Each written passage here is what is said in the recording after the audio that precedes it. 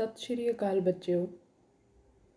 ਪੰਜਾਬੀ ਦੇ ਪਿਛਲੇ 3 ਲੈਕਚਰਾਂ ਵਿੱਚ ਅਸੀਂ ਪੰਜਾਬ ਦੀਆਂ ਲੋਕ ਖੇਡਾਂ ਪਾਠ ਬਾਰੇ ਪੜ੍ਹਿਆ, ਜਿਸ ਵਿੱਚ ਅਸੀਂ ਪੜ੍ਹਿਆ ਕਿ ਲੋਕ ਖੇਡਾਂ ਪੰਜਾਬੀ ਲੋਕ ਜੀਵਨ ਦਾ, ਪੰਜਾਬੀ ਪੇਂਡੂ ਜੀਵਨ ਦਾ ਅਨਿੱਖੜਵਾਂ ਅੰਗ ਹਨ।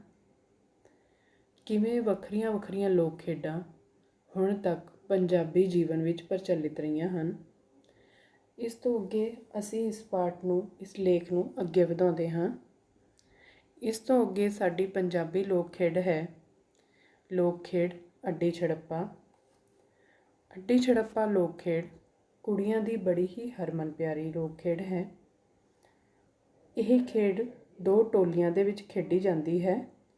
ਹਰ ਟੋਲੀ ਵਿੱਚ 4-5 ਕੁੜੀਆਂ ਹੁੰਦੀਆਂ ਹਨ। ਇਸ ਖੇਡ ਰਾਹੀਂ ਕੁੜੀਆਂ ਦੌੜਨ, ਉੱਚੀਆਂ ਛਾਲਾਂ ਮਾਰਨ ਅਤੇ ਆਪਣੇ ਸਰੀਰ ਨੂੰ ਜ਼ਬਤ ਵਿੱਚ ਰੱਖਣ ਦਾ ਅਭਿਆਸ ਕਰਦੀਆਂ ਹਨ। ਅੱਡੀ ਛੜੱਪਾ ਖੇਡ ਵਿੱਚ ਕੁੜੀਆਂ, ਦਾਈ ਵਾਲੀਆਂ ਕੁੜੀਆਂ ਹੇਠਾਂ ਧਰਤੀ 'ਤੇ ਲੱਤਾਂ ਨਸਾਲ ਕੇ ਬੈਠ ਜਾਂਦੀਆਂ ਹਨ ਅਤੇ ਦੂਸਰੀਆਂ ਕੁੜੀਆਂ ਜਿਨ੍ਹਾਂ ਦੀ ਵਾਰੀ ਹੁੰਦੀ ਹੈ ਉਹ ਉਹਨਾਂ ਦੀਆਂ ਲੱਤਾਂ ਤੋਂ, ਹੱਥਾਂ ਦੀਆਂ ਗਿੱਠਾਂ ਤੋਂ ਉੱਪਰੋਂ ਟੱਪ ਕੇ ਛਾਲਾਂ ਮਾਰਦੀਆਂ ਹਨ। ਇਸ ਤਰ੍ਹਾਂ ਇਹ ਖੇਡ ਬਹੁਤ ਹੀ ਦਿਲਚਸਪ ਖੇਡ ਹੈ। ਇਸ ਤੋਂ ਅਗਲੀ ਖੇਡ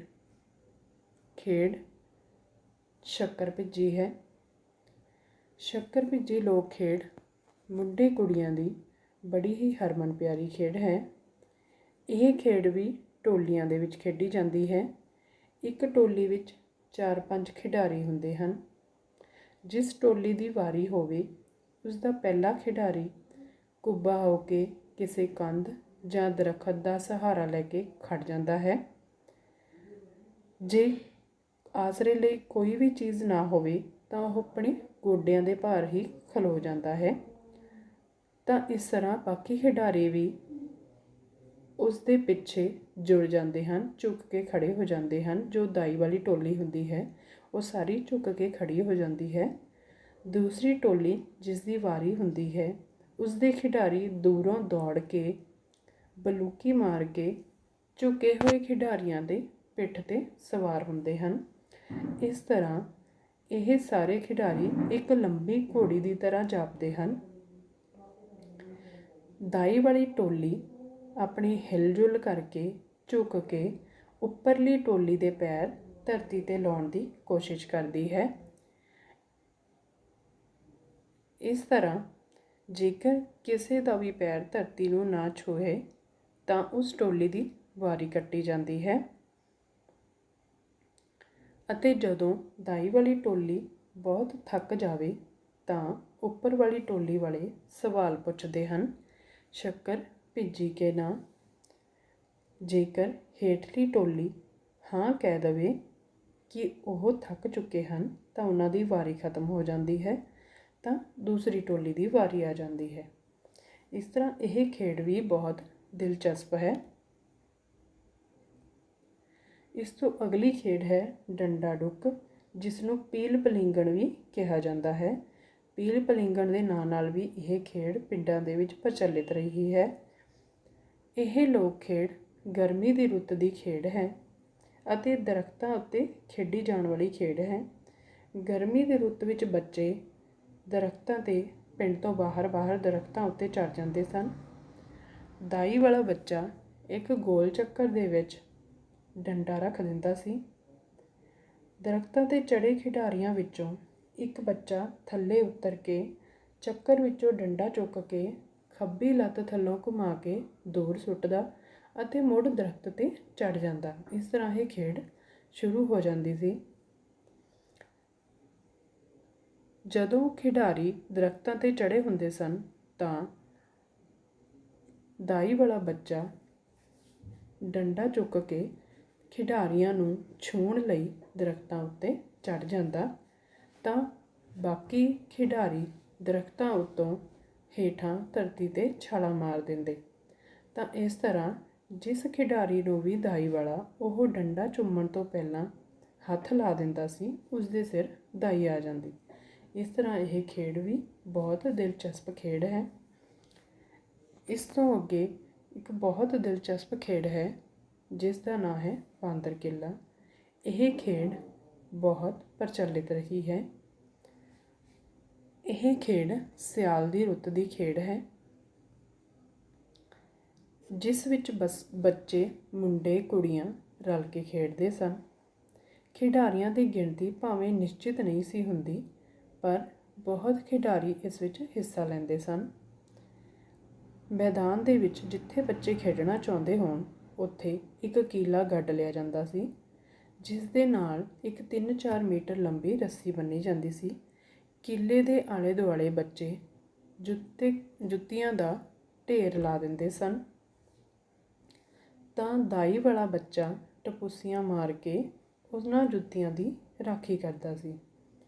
ਬਾਕੀ ਬੱਚੇ ਉਸ ਨੂੰ ਝਕਾਨੀ ਦੇ ਕੇ ਜੁੱਤੀਆਂ ਚੁੱਕਦੇ ਸਨ।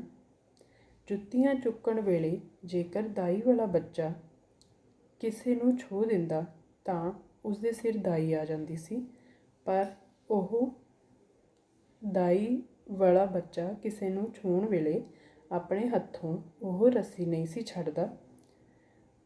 ਜੇਕਰ ਸਾਰੇ ਖਿਡਾਰੀ ਜੁੱਤੀਆਂ ਚੁੱਕ ਲੈਣ, ਕਿੱਲੇ ਕੋਲੋਂ ਜੁੱਤੀਆਂ ਚੁੱਕ ਲੈਣ ਅਤੇ ਦਾਈ ਵਾਲਾ ਬੱਚਾ ਕਿਸੇ ਨੂੰ ਨਾ ਛੂਹ ਸਕੇ, ਤਾਂ ਬਾਕੀ ਬੱਚੇ ਲਾਈਨ ਦੇ ਵਿੱਚ ਖੜ੍ਹੇ ਹੋ ਕੇ ਆਪਣੀਆਂ ਚੁੱਕੀਆਂ ਜੁੱਤੀਆਂ ਦਾਈ ਵਾਲੇ ਦੇ ਮਾਰਦੇ ਹਨ, ਤਾਂ ਦਾਈ ਵਾਲਾ ਬੱਚਾ ਚੰਮ ਦੀਆਂ ਰੋਟੀਆਂ ਚਿੱਚੜਾਂ ਦੀ ਦਾਲ ਖਾ ਲਓ ਮੁੰਡਿਓ ਸਵਾਦਾਂ ਨਾਲ ਬੋਲ ਕੇ ਛੂਟ ਵੱਟ ਕੇ ਦੌੜਦਾ ਹੈ ਅਤੇ ਬਾਕੀ ਖਿਡਾਰੀ ਉਸਦੇ ਸਿਰ 'ਤੇ ਜੁੱਤੀਆਂ ਦੀ ਵਰਖਾ ਕਰ ਦਿੰਦੇ ਹਨ। ਇਸ ਤਰ੍ਹਾਂ ਇਹ ਖੇਡ ਬੜੀ ਹੀ ਦਿਲਚਸਪ ਖੇਡ ਹੈ, ਜਿਹੜੀ ਕਿ ਮੁੰਡੇ ਕੁੜੀਆਂ ਦੀ ਬੜੀ ਮਨਪਸੰਦ ਖੇਡ ਰਹੀ ਹੈ। ਅੱਜ ਕੱਲ੍ਹ ਵੀ ਛੋਟੇ ਬੱਚੇ ਇਹਨੂੰ ਰਲ ਕੇ ਖੇਡਦੇ ਹਨ। ਪੰਜਾਬ ਦੀਆਂ ਇਹਨਾਂ ਲੋਕ ਖੇਡਾਂ ਦਾ ਸਾਡੇ ਜੀਵਨ ਵਿੱਚ ਬਹੁਤ ਮਹੱਤਵਪੂਰਨ ਸਥਾਨ ਹੈ। ਸੋ ਇਹਨਾਂ ਲੋਕ ਖੇਡਾਂ ਨੂੰ ਸੁਰਜੀਤ ਰੱਖਣਾ, ਜਿਉਂਦੇ ਰੱਖਣਾ, ਸਾਡੇ ਪੰਜਾਬੀ ਜੀਵਨ ਵਿੱਚ ਰੱਖਣਾ ਬਹੁਤ ਜ਼ਰੂਰੀ ਹੈ। ਪਰ ਅੱਜ ਕੱਲ੍ਹ ਇਹ ਲੋਕ ਖੇਡਾਂ ਸਾਡੇ ਪੰਜਾਬੀ ਲੋਕ ਜੀਵਨ ਵਿੱਚੋਂ ਅਲੋਪ ਹੋ ਰਹੀਆਂ ਹਨ। ਇਸ ਕਰਕੇ ਇਹਨਾਂ ਨੂੰ ਸੁਰਜੀਤ ਰੱਖਣਾ ਹੋਰ ਵੀ ਜ਼ਿਆਦਾ ਜ਼ਰੂਰੀ ਹੋ ਜਾਂਦਾ ਹੈ, ਕਿਉਂਕਿ ਇਹ ਲੋਕ ਖੇਡਾਂ ਸਾਡੇ ਪੰਜਾਬੀ ਜੀਵਨ ਦਾ ਗੌਰਵਮਈ ਵਿਰਸਾ ਹਨ, ਸਾਡੇ ਸੱਭਿਆਚਾਰ ਨਾਲ ਸੰਬੰਧਿਤ ਹਨ। ਸੋ ਇਸ ਲਈ ਇੱਕ ਪ੍ਰਸਿੱਧ ਅਖਾਣ ਹੈ ਕਿ ਖੇਡਾਂ ਅਤੇ ਮਾਵਾਂ ਮੁੱਕਣ 'ਤੇ ਚੇਤੇ ਆਉਂਦੀਆਂ ਹਨ। ਸੋ ਇਹਨਾਂ ਲੋਕ ਖੇਡਾਂ ਨੂੰ ਸੁਰਜੀਤ ਰੱਖਣਾ, ਜਿਉਂਦੇ ਰੱਖਣਾ ਹੋਰ ਵੀ ਜ਼ਿਆਦਾ ਜ਼ਰੂਰੀ ਹੋ ਜਾਂਦਾ ਹੈ, ਕਿਉਂਕਿ ਇਹ ਸਾਡੇ ਸੱਭਿਆਚਾਰ ਦਾ ਹਿੱਸਾ ਹਨ। ਸੋ ਪੰਜਾਬ ਦੀਆਂ ਲੋਕ ਖੇਡਾਂ ਪਾਠ ਦੇ ਵਿੱਚ ਅਸੀਂ ਪੜ੍ਹਿਆ ਕਿ ਲੋਕ ਖੇਡਾਂ ਕਿਵੇਂ ਪੰਜਾਬੀ ਲੋਕ ਜੀਵਨ ਦਾ ਅਨਿੱਖੜਵਾਂ ਅੰਗ ਹਨ, ਕਿਵੇਂ ਇਹ ਸਾਡੇ ਦੇ ਵਿੱਚ ਵੱਖੋ ਵੱਖਰੇ ਗੁਣ ਪੈਦਾ ਕਰਦੀਆਂ ਹਨ। ਇਸ ਤੋਂ ਇਲਾਵਾ ਵੱਖਰੀਆਂ ਵੱਖਰੀਆਂ ਲੋਕ ਖੇਡਾਂ ਜੋ ਹੁਣ ਤੱਕ ਪੰਜਾਬੀ ਲੋਕ ਜੀਵਨ ਵਿੱਚ ਪ੍ਰਚਲਿਤ ਰਹੀਆਂ, ਜਿਨ੍ਹਾਂ ਨੂੰ ਹੁਣ ਵੀ ਸਾਡੇ ਲੋਕ ਜੀਵਨ ਵਿੱਚ ਜਿਉਂਦੇ ਰੱਖਣਾ ਜ਼ਰੂਰੀ ਹੈ, ਕਿਉਂਕਿ ਇਹ ਸਾਡੇ ਸੱਭਿਆਚਾਰ ਦਾ ਮਹੱਤਵਪੂਰਨ ਅੰਗ ਹਨ। ਇਸ ਤੋਂ ਬਾਅਦ ਬੱਚਿਓ, ਹੁਣ ਤੁਸੀਂ ਇਸ ਚੈਪਟਰ ਨਾਲ ਰਿਲੇਟਡ, ਇਸ ਲੇਖ ਨਾਲ ਰਿਲੇਟਡ ਕੁਐਸਚਨ ਆਨਸਰ ਆਪਣੀ ਪਾਠ ਪੁਸਤਕ ਤੋਂ ਦੇਖ ਕੇ ਜਾਂ ਤੁਹਾਨੂੰ ਜੋ PDF ਫਾਈਲਸ ਭੇਜੀਆਂ ਜਾਣਗੀਆਂ ਉੱਤੋਂ ਦੇਖ ਕੇ ਤੁਸੀਂ ਆਪਣੀ ਕਾਪੀ 'ਤੇ ਲਿਖਣਾ, ਆਪਣੀ ਨੋਟਬੁੱਕ 'ਤੇ ਲਿਖਣਾ, ਪੰਜਾਬੀ ਦੀ ਨੋਟਬੁੱਕ 'ਤੇ ਲਿਖ ਲੈਣਾ ਅਤੇ ਲੇਖ ਨੂੰ ਕੰਪਲੀਟ ਕਰ ਲੈਣਾ। ਸੋ ਆਪਣਾ ਕੰਮ ਇਸੇ ਤਰ੍ਹਾਂ ਜਾਰੀ ਰੱਖਣਾ, ਘਰ ਬੈਠ ਕੇ ਪੜ੍ਹਾਈ ਕਰਦੇ ਰਹਿਣਾ, ਘਰ ਰਹੋ ਅਤੇ ਤੰਦਰੁਸਤ ਰਹੋ। ਧੰਨਵਾਦ ਬੱਚਿਓ। ਸਤਿ ਸ਼੍ਰੀ ਅਕਾਲ।